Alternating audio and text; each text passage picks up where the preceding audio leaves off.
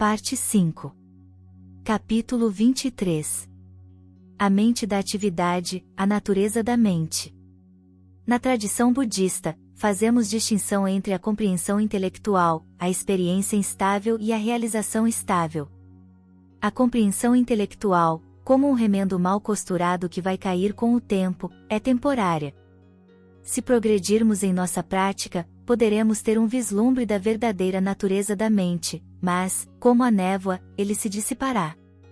O que buscamos alcançar com nosso trabalho é uma realização imutável como o espaço, que por sua própria natureza nunca se altera. Quando a nossa compreensão da impermanência e da qualidade ilusória da existência cresce, começamos a observar os fenômenos sem projetar nossas falsas suposições e, com o tempo, passamos a reconhecer a sabedoria intrínseca, aberta e nua, como a nossa verdadeira natureza e a verdadeira natureza da realidade. Para ter acesso à experiência daquilo que é natural, comece reconhecendo a impermanência em cada ação do seu corpo, em cada palavra da sua fala, em cada movimento da sua mente. Ao movimentar a mão, reconheça na mudança de posição uma demonstração de impermanência. Primeiro, ela estava do lado esquerdo, depois, do direito. Com a respiração, reconheça a impermanência, à medida que o ar entra e sai. Com a prática, o processo intelectual deliberado de olhar para cada coisa e pensar isto é impermanente evoluir para um conhecer natural, espontâneo, da constante manifestação das mudanças. Isso ameniza nossa atitude em relação à realidade, começamos a apreciar a verdade das metáforas de Buda que descrevem os fenômenos como ilusões ou imagens de um sonho, como alucinações, ecos ou arco-íris, aparentes, mas não tangíveis nem corpóreos, como reflexos da lua sobre a água, brilhantes, porém sem solidez. A compreensão convencional está baseada em suposições que nos foram transmitidas, suposições baseadas em formas convencionais de percepção. Fomos ensinados a dar nome às coisas, atribuindo-lhes uma realidade que não possuem.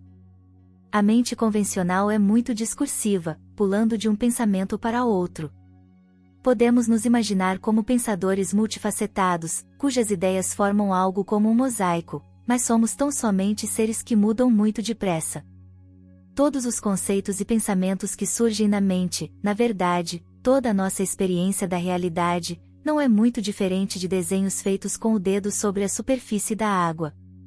No próprio ato em que uma imagem está sendo criada, ela deixa de existir. A crença na solidez das experiências produz apego e aversão, os quais, por sua vez, alimentam perpetuamente o fogo do sansara até que a realidade pareça um inferno devorador. Compreender a verdade das nossas experiências é como deixar de pôr lenha na fogueira. As chamas não desaparecem logo, mas, sem combustível, o fogo morre lentamente.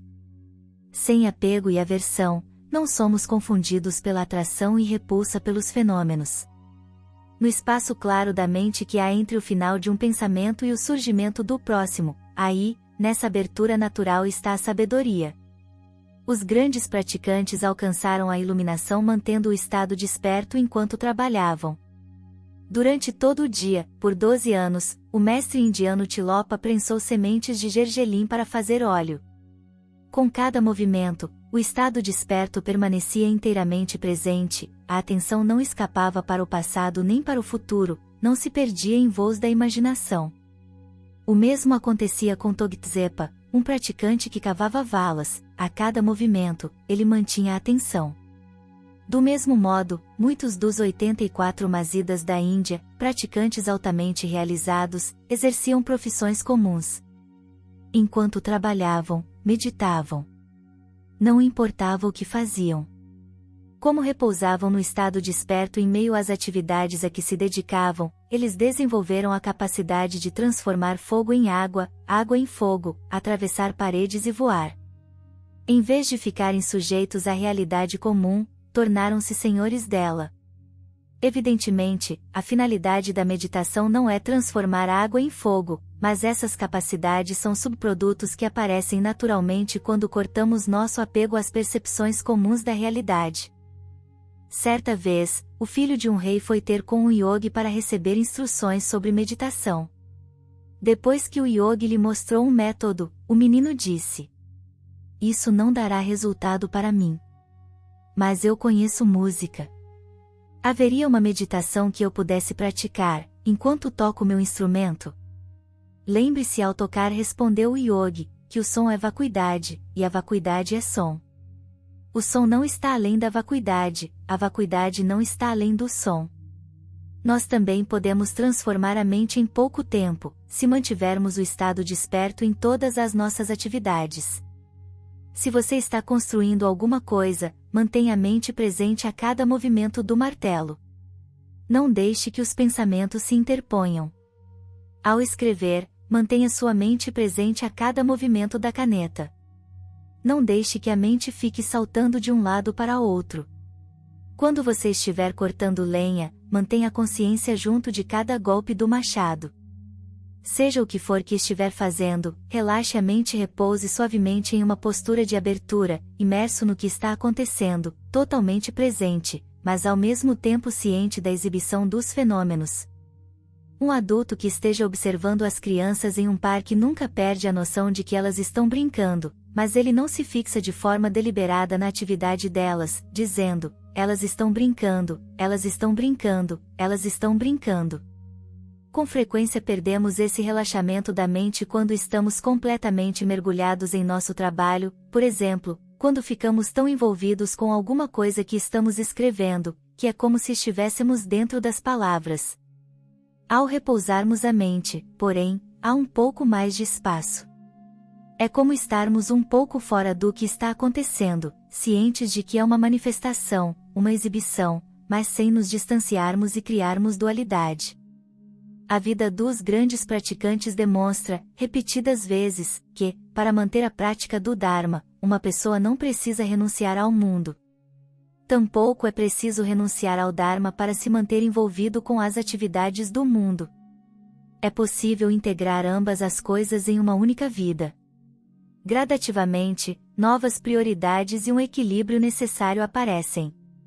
Em minha vida, testemunhei 4 pessoas alcançarem o corpo de arco-íris na hora da morte. Elas não moravam em monastérios, mas viviam com suas famílias.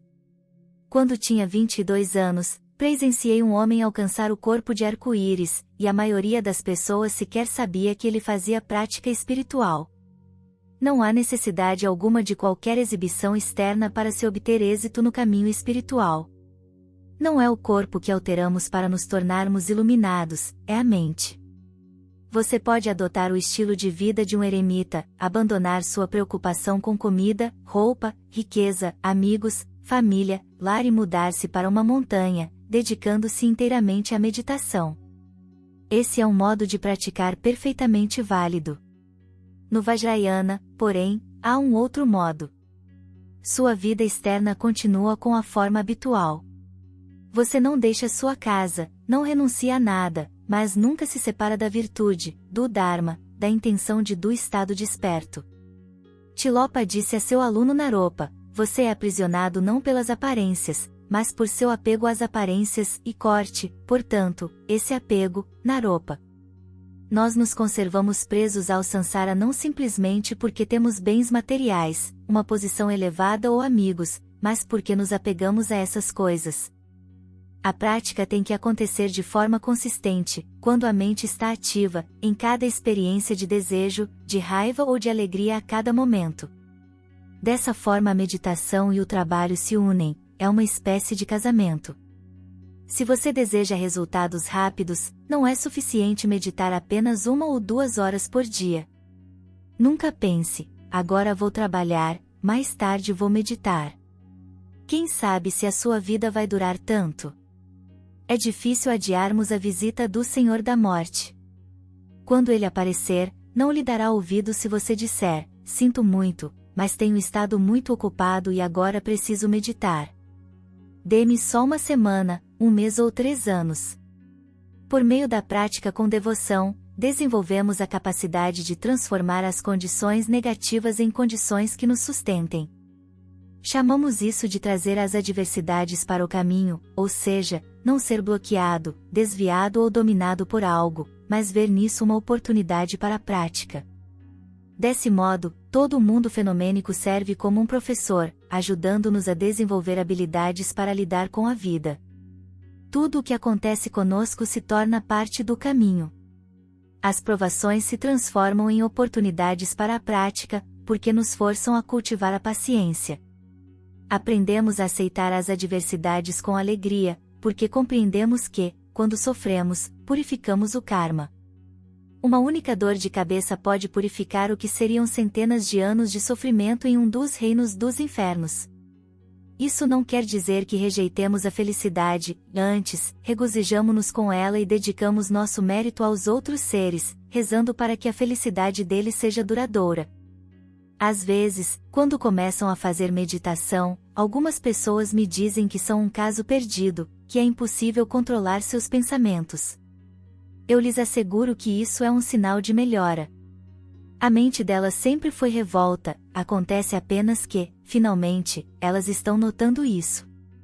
No passado, elas deixavam sua mente vagar livremente, seguindo as correntes de pensamento que surgissem, fossem quais fossem.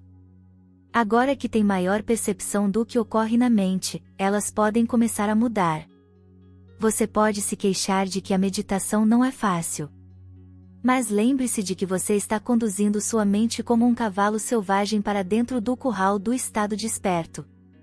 Você terá certeza de que a prática está dando resultado se não estiver mais tão dominado por emoções e confusão, se trouxer para todas as ações, onde quer que esteja, uma qualidade de abertura, de relaxamento e uma intenção de compaixão, permanecendo consciente dos movimentos da mente e da natureza de todas as coisas que acontecem à sua volta. Certa vez, um aluno que estava tendo dificuldade com a meditação veio à presença de Buda. Quando Buda perguntou qual era a profissão dele, o homem respondeu que era músico e que tocava alaúde. Buda perguntou: quando você afina as cordas no seu alaúde, você as estica com bastante força ou as deixa bem soltas? O homem respondeu: nenhuma das duas coisas.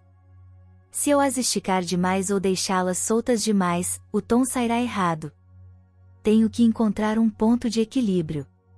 Com essas palavras, ele havia respondido sua própria pergunta sobre a meditação. Quer seja em nossa prática ou no trabalho, precisamos manter um equilíbrio, não devemos ficar tensos e apegados demais, nem soltos e desleixados demais.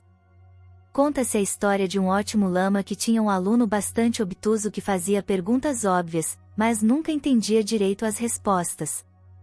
Um dia, o professor, com grande frustração, olhou para ele e disse: mas você não tem chifres, querendo dizer, você não é um boi, você deveria entender o que eu estou dizendo.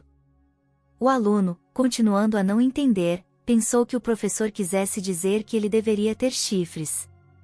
Levando isso a sério, entrou em retiro, visualizando, a cada dia, que possuía chifres. 3 anos mais tarde, o professor perguntou a um assistente: o que foi feito daquele meu aluno que não era tão brilhante? Quando informado de que o aluno estava em retiro meditando, o lama exclamou: mas como ele pode estar meditando? Ele não sabe nada. Tragam-no aqui. Um mensageiro foi então enviado para buscar o aluno. Ao chegar na caverna do retiro, ele espiou pela pequena porta e viu o aluno sentado lá dentro, com um belo par de chifres. O mensageiro chamou: o seu professor quer vê-lo, venha, por favor. O aluno se levantou para sair, mas não conseguiu fazer com que aqueles chifres enormes passassem pela pequena porta. Ele disse ao mensageiro: por favor, apresente minhas desculpas ao meu professor. Eu gostaria de ir até ele, mas não consigo sair da caverna por causa dos meus chifres. O professor, ao ouvir o fato, disse: isso é maravilhoso. Diga a ele agora para meditar que não tem chifres. Pela força da sua concentração, o aluno removeu os chifres em 7 dias e voltou à presença do lama. Depois de receber instruções adequadas sobre a meditação, ele muito rapidamente alcançou realização da realidade. As pessoas dizem ter muitos motivos para não fazer a prática espiritual. Algumas dizem que não acreditam nos ensinamentos, e outras sentem que não estão prontas ou que não têm a capacidade necessária. Isso, porém, é um erro. Quer acreditemos ou não no Sansara, é onde nós estamos. Quer acreditemos ou não no karma, nós o estamos criando. Quer acreditemos ou não nos venenos da mente, eles estão aí. Que vantagem há em não acreditar no remédio? Quer estejamos ou não prontos para fazer prática, a morte e as doenças não vão esperar. Por que não nos prepararmos? Por que não desenvolver a capacidade de ajudar nós mesmos e os outros? Estamos prontos para beber veneno, mas não para tomar o remédio. Não meditar depois de termos recebido os ensinamentos é como comprarmos todas as nossas comidas preferidas, arrumá-las bem na cozinha e então não comer. Vamos morrer de fome. Meditar é como comer, nossa despensa está cheia, e nós partilhamos daquilo que coletamos. Em vez de dizer não tenho tempo hoje, amanhã vou meditar. Não tenho tempo nesta semana, vou fazer na semana que vem. Este ano tem sido muito corrido, vou deixar para o próximo. Precisamos sentir uma necessidade imediata de fazer prática, agora mesmo, não apenas hoje, não apenas nesta hora, mas neste exato momento.